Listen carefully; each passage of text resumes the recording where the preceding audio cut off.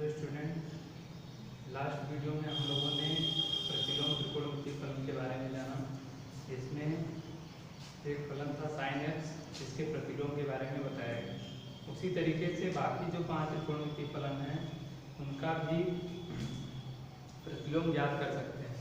तो उन प्रतिलोम त्रिकोणमितीय फलनों का प्रांत और परिसर क्या होगा उसका एक टेबल बनाएंगे।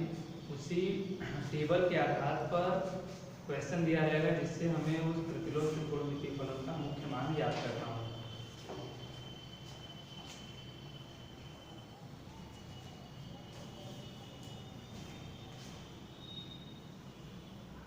तीन कॉलम बना लेंगे।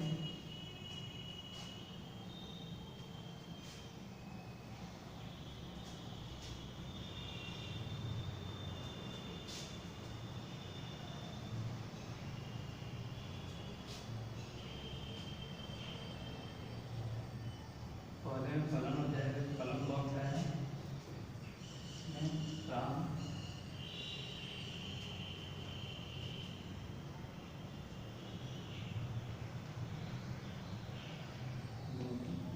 और इसमें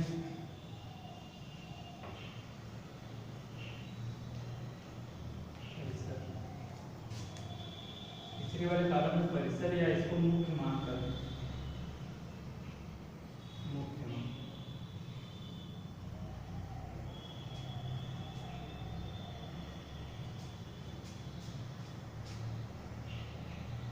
तो 3 कॉलम बना लेंगे। पहला फलन है sin इनवर्स x।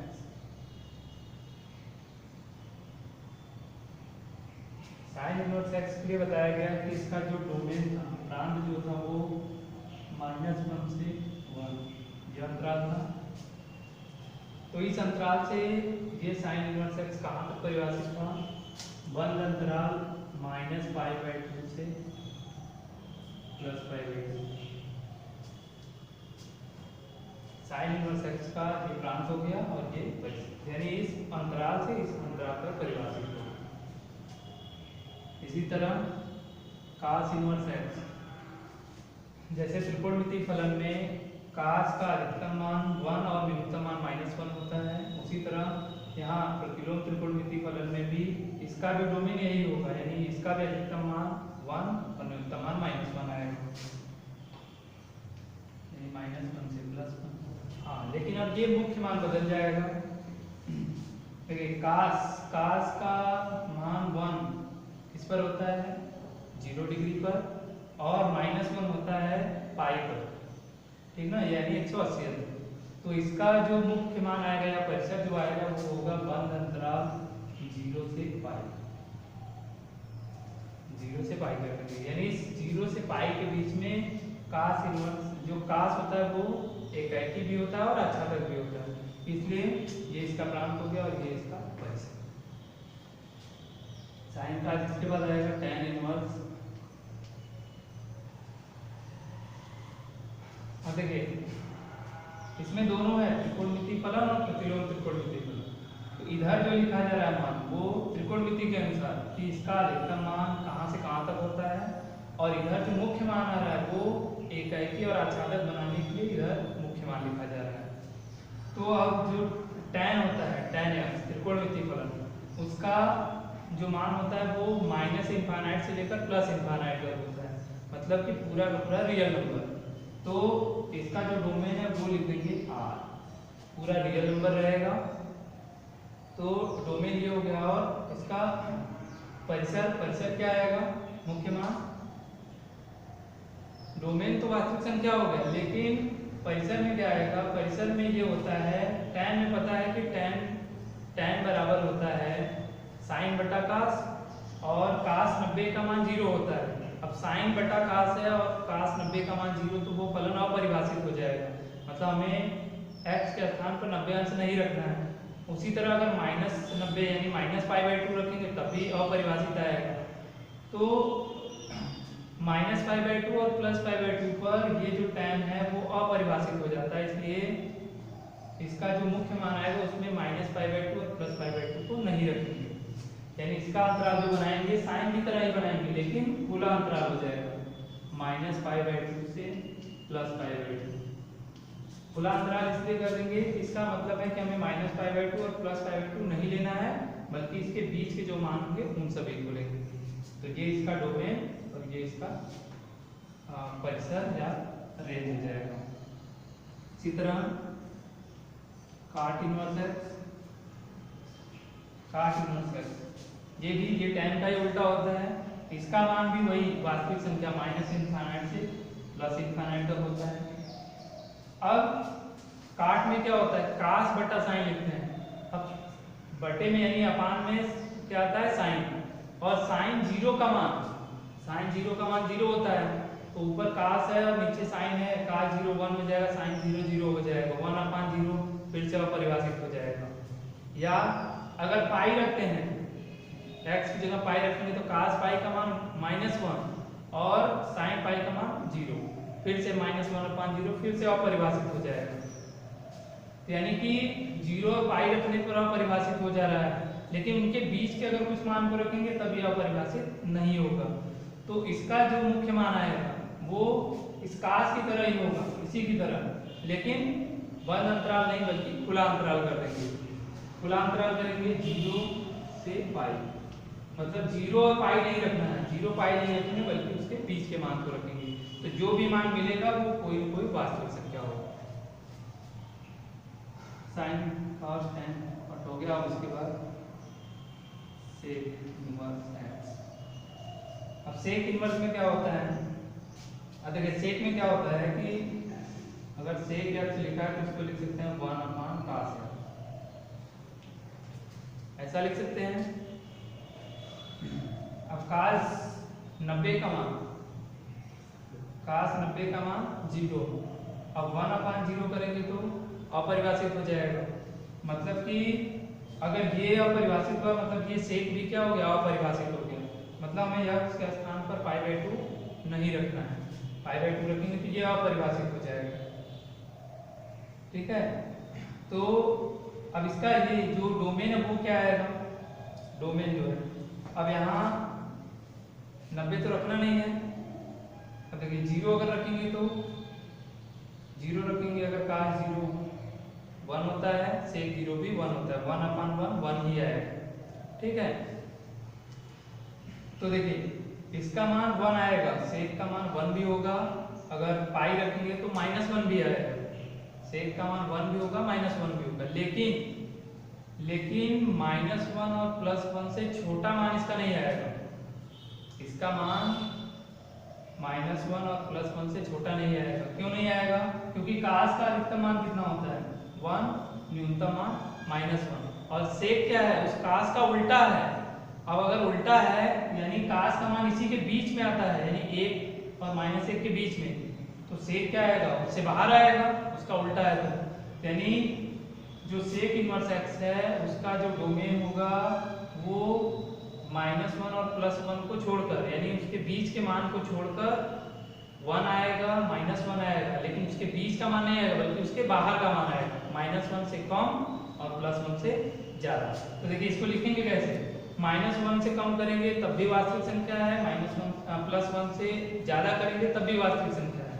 तो इसको लिखेंगे r-, देखिए अभी कहा गया कि सेक का मान 1 भी होता है, 0 रखेंगे तो 1 आएगा, पाई रखेंगे तो -1 भी आएगा, तो 1 और -1 इस वास्तविक संख्या में आएगा, लेकिन उन दोनों के बीच का मान नहीं आएगा। तो इसको कैसे करेंगे, खुला अंतराल -1, 1। अब -1 इस अंतराल का मतलब ये है कि हमें -1 और 1 को नहीं लेना है बल्कि उसके बीच का मान लेना है।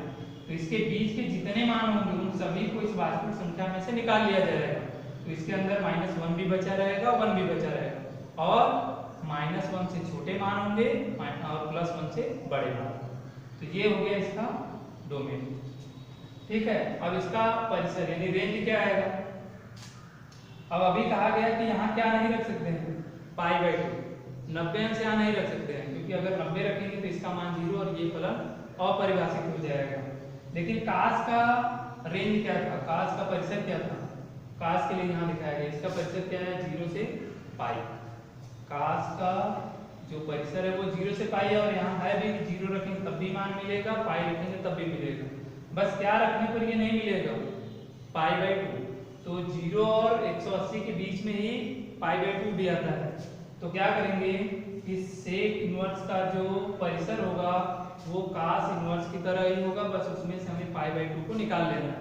तो इसको लिखेंगे बंद अंतराल 0, π माइनस, अब केवल एक कोण निकालना है वो भी π/2। तो समुच्चय बनाएंगे और इसमें लिखेंगे π/2, ठीक ना। इस अंतराल में से एक समुच्चय बनाएगा, ये कौन सा समुच्चय, एकल समुच्चय, जिसमें एक अवयव है π/2। तो इसमें से इस अवयव को क्या किया गया, निकाल लिया गया। तो ये जो इतना बचा वही क्या हो जाएगा, इसका परिसर।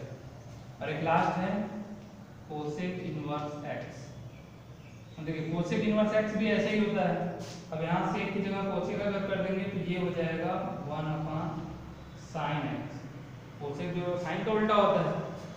अब साइन, अब x के स्थान पर 0 नहीं रख सकते हैं। देखिए 0 रखेंगे तो साइन 0 का मान 0 और 1/0 ये अपरिभाषित, यानी पूरा कोसेक जो है अपरिभाषित हो जाएगा। लेकिन अगर π/2 यानी 90 रखेंगे तो 1 हो जाएगा, 1/1 1 आएगा। माइनस π/2 रखेंगे तो -1 आएगा, 1/-1 -1 हो जाएगा। यानी कि -π/2 और +π/2 पर ये परिभाषित है, लेकिन 0 पर परिभाषित नहीं है।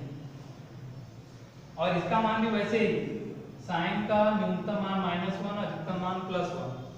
कोसेक साइन का उल्टा होता है, तो इसका मान भी क्या होगा, -1 से छोटा और +1 से बड़ा, ठीक है ना। कुछ इसी तरह का जैसे सेक का आया होगा, तो इसका मान भी इसी तरह से हो जाएगा कि रियल नंबर में से -1, 1 निकाल लेंगे, यानी कि -1 और +1 के बीच का मान इस वास्तविक संख्या में से निकाल लेंगे, जो बचा वही उसका प्रांत है। अब परिसर के लिए क्या करेंगे, देखिए यहाँ साइन आया है तो इसी तरह साइन का जो परिसर था वही लिखेंगे, लेकिन इन दोनों के बीच में से हमें 0 निकाल लेना है। 0 नहीं रखना है क्योंकि 0 पर ये अपरिभाषित है। तो बंद अंतराल -π/2, π/2, और इसमें से माइनस करेंगे,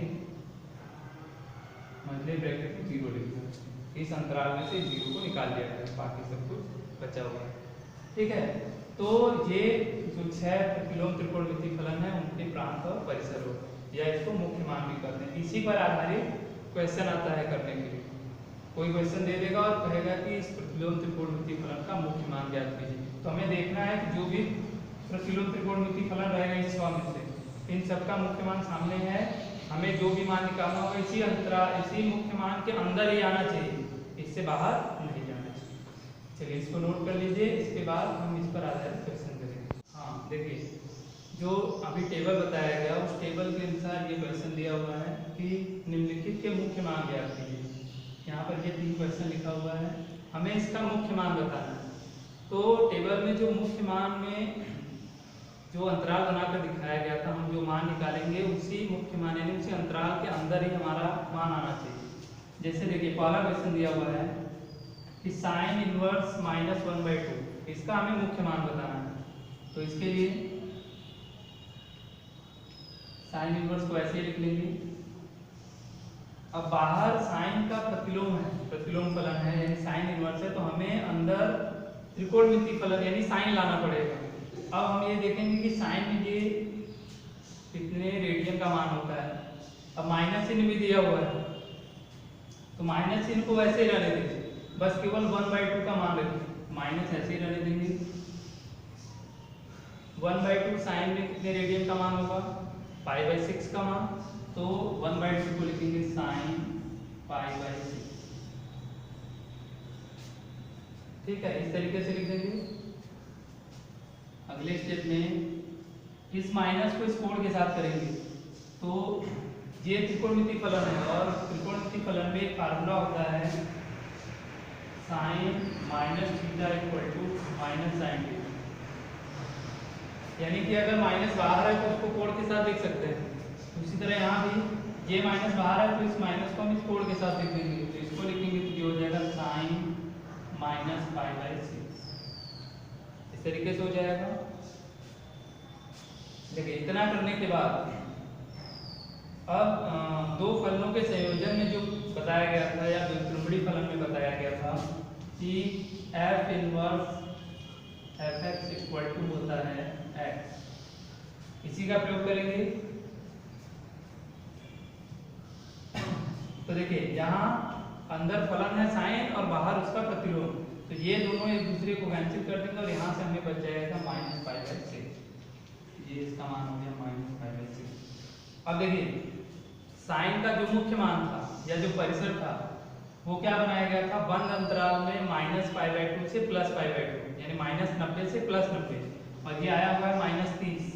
तो -30 जो है वो -90 और +90 के बीच में ही आएगा, तो यही हमारा आंसर हो जाएगा, पहला आंसर ये हो जाएगा। ठीक है, इसका मान -π/6 हो जाएगा। अब इसी तरह यहाँ दूसरा क्वेश्चन है। अब दिया है कि cos इनवर्स और ये रूट में 3/2, बाहर cos इनवर्स है यानी अंदर हमें cos लाना है। अब ये क्लास 11 में भी पढ़ चुके होंगे, टेबल याद होगा, तो उसके अनुसार भी लिख सकते हैं √3/2 cos में कितने रेडियन का मान होता है। तो cos इनवर्स, तो इसको लिखेंगे तो ये कितने रेडियन का मान हो जाएगा, π/6। ये cos π/6 का हो गया। तो देखिए यहाँ तो डायरेक्ट ऐसे ही आ गया cos π/6, इसमें क्योंकि माइनस चिन्ह नहीं था तो कुछ बदलना नहीं। अब बाहर cos इनवर्स, अंदर cos यानी फलन और उसका प्रतिलोम दोनों है, तो इसी के नियमानुसार ये भी कैंसिल हो जाएगा और यहाँ से बच जाएगा π/6। ये इसका आंसर हो जाएगा। आते हैं तीसरे क्वेश्चन पर, tan इनवर्स -√3। ठीक है, अब -√3 है यानी इस -√3 की जगह हमें त्रिकोणमितीय फलन लाना है। पहले तो त्रिकोणमितीय फलन कौन सा लाएंगे, tan इनवर्स है यानी अंदर tan लाएंगे और ये देखेंगे कि ये कितने रेडियन का मान होता है। तो tan इनवर्स इसको लिखेंगे, तो इसमें भी इसको ऐसे ही छोड़ देंगे माइनस को। tan में कितने रेडियन का मान √3 होता है, तो tan π/3 यानी 60 अंश का मान होता है। tan में 60 अंश का मान होता है √3, तो लिखेंगे tan π/3। अब ये माइनस चिन्ह बाहर है, अब इस माइनस को हमें इस कोण के साथ लाना है, तो tan इनवर्स tan -π/3, क्योंकि त्रिकोणमितीय में इसके लिए भी यही फार्मूला है कि tan -θ इक्वल टू होता है -tan θ, यानी कि अगर माइनस चिन्ह बाहर हो तो उसको कोण के साथ लिख सकते हैं, और जैसे ही ये कोण के साथ माइनस चिन्ह चला जाएगा, अब यहाँ फलन हो गया, यहाँ एक प्रतिलोम हो गया और वो फलन हो गया जैसे यहाँ दिखाया गया। तो फलन और प्रतिलोम है तो वो दोनों कैंसिल हो जाएंगे और यहाँ से बच जाएगा -π/3।